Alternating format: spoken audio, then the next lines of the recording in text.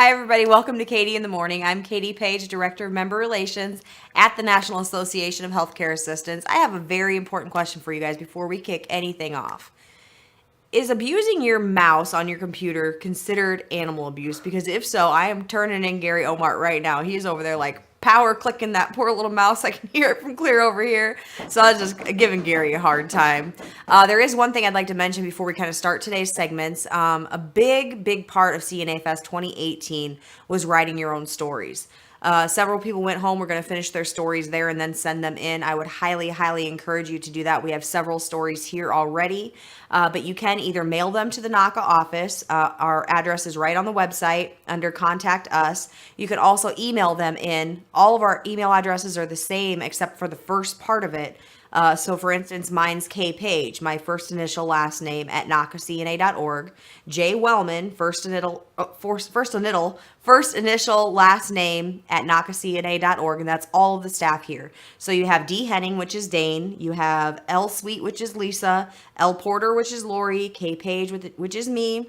J Wellman, which is Jeff Wellman. Or J Carter, which is Jeff Carter, at nacacna.org. Please send those in. We are loving the stories that have been written. Sammy sent hers to me just last week, and it is phenomenal.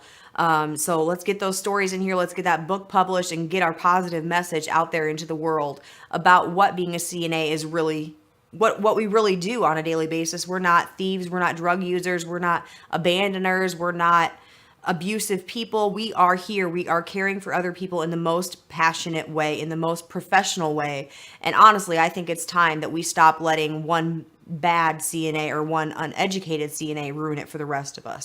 So please get those stories sent to me. Now let's move on to the main event for the week. We are in the process of planning CNA Fest 2019. The planning of this magical event is already in the works. We've already contacted the 4-H Center. We've got the dates booked in and locked. The only thing that I see being an issue this year is they're not going to have enough room to hold us. That's what my goal is personally. Lori talked about it at 2018 conference, putting chairs down the center row in the auditorium. We flipped around ideas about having split sessions so that half the group goes to the auditorium in the morning and the other half goes to breakout sessions and then switch them in the afternoon. We are trying to get as many CNAs there for the most powerful conference we have ever had. And we can't do that unless you guys help us get that done.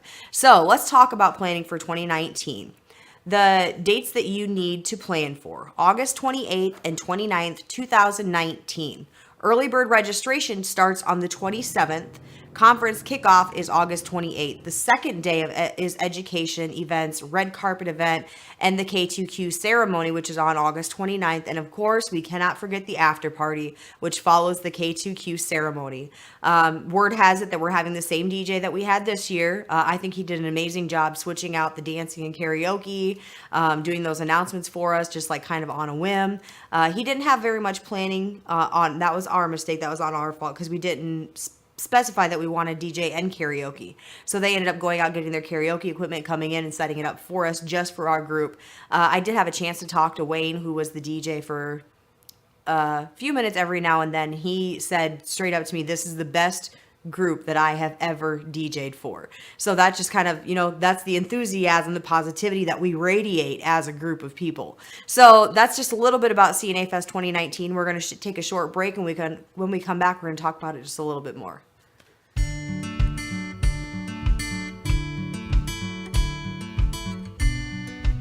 From the Heart, a weekly segment with John Willard, airs every Tuesday at 2:30 Central Time on CNA TV.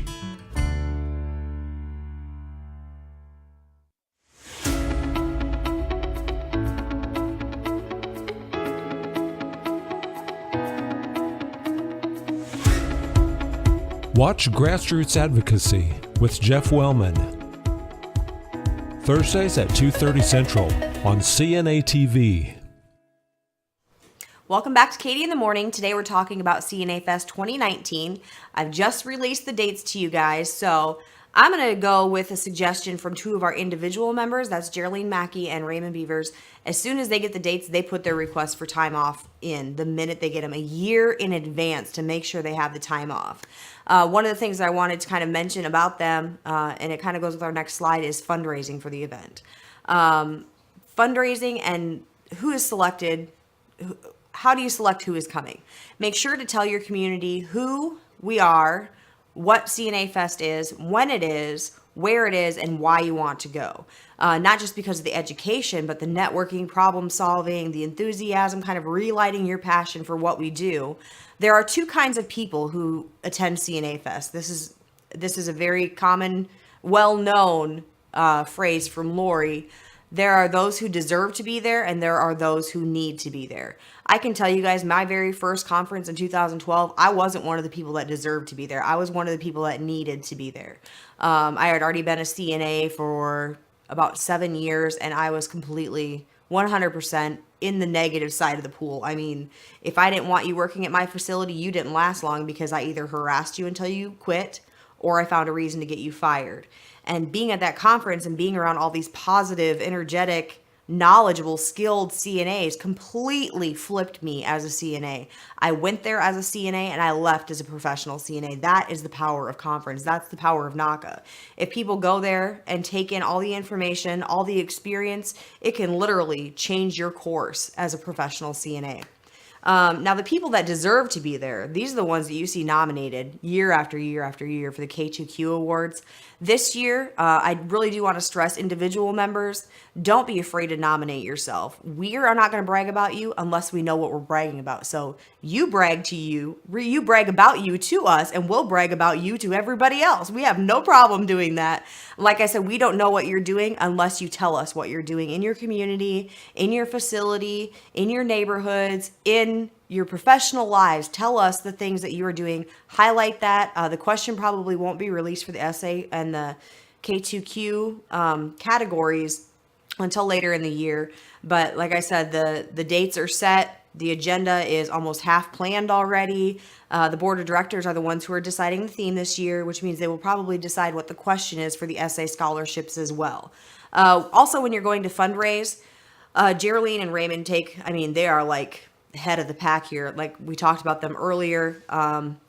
They do bussing tables, they do basket raffles, they do raffles themselves, they do silent auctions, they make products that are not sponsored by, but influenced by NACA themselves, and sell those to CNAs around, and they literally fundraise year round to be able to get to this. Another point that I'd like to bring up to you is I hear a lot of CNAs say, and a lot of us are double duty. We're caring for others in our professional setting. We're caring for others in our home life setting as well. I'm talking about the moms out there with young kids who can't take care of themselves while you're away. I hear year after year, I don't have anybody watch my kids. My husband can't take off work. I'm telling you guys right now, my husband doesn't even know this, but I'm setting money to the side this year so I can pay him to stay home with our kids so that he's not giving me that excuse that I can't afford to take off work for those 4 days. I'm going to pay you to stay home so you can afford to take care of our kids.